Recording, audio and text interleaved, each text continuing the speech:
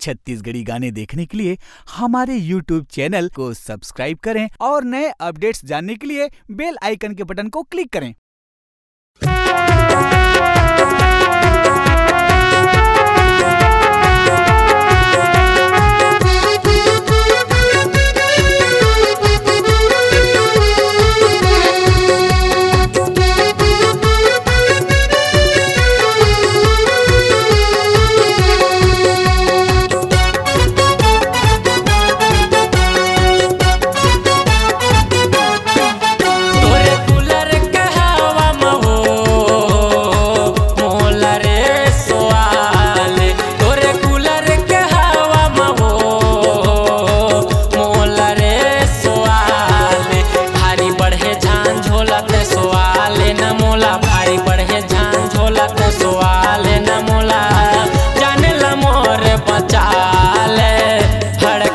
गर्मी वो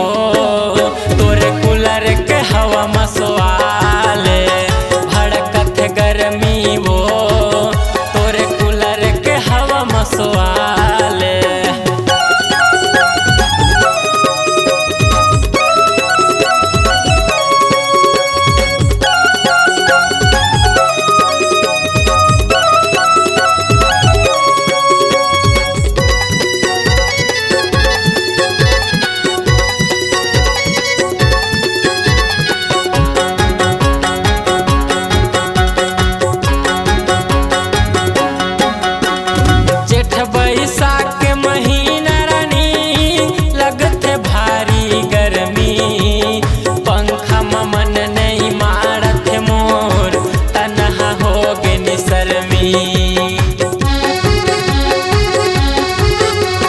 जेठ बैसाख के महीना रानी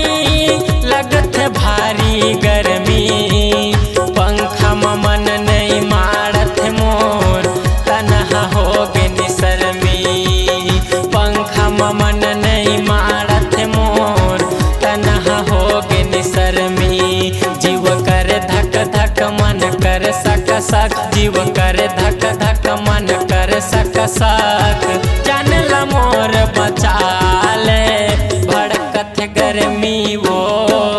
तोरे कूलर के हवा मसवाले भड़कत गर्मी वो तोरे कूलर के हवा मसवाले।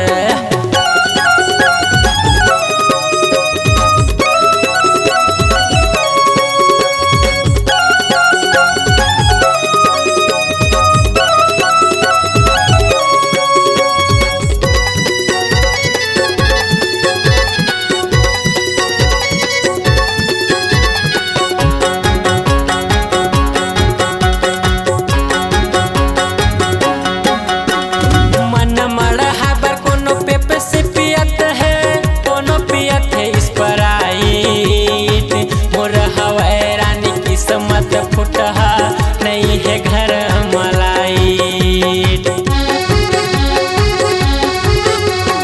मन मड़ा है बर कोनो पेप्सी पियत है कोनो पियत है स्प्राइट मोर हवाई रानी किस्मत फुटहा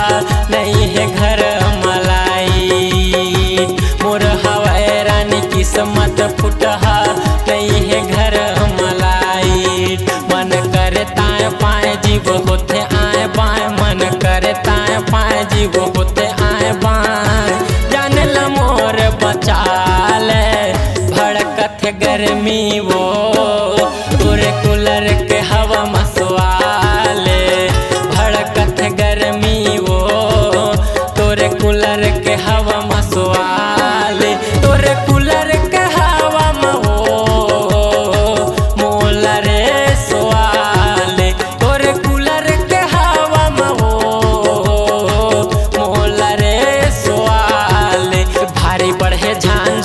सवाले न मोला भारी बढ़े झान झोला ते सवाले न मोला जानला मोर बचा ले भड़कत गर्मी वो तोरे कूलर के हवा मसवाले भड़कत गर्मी वो तोरे कूलर के हवा मसवाले भड़कत गर्मी वो तोरे कूलर के हवा मसवाले।